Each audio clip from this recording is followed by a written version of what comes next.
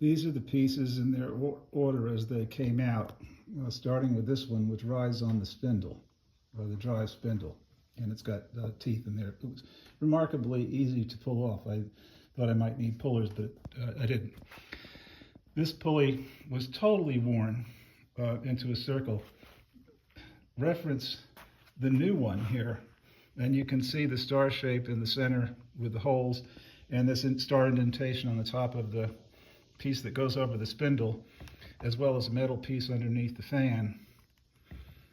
All of that turned into this on top of the spindle, which gave me a heck of a time trying to get to that nut with a socket.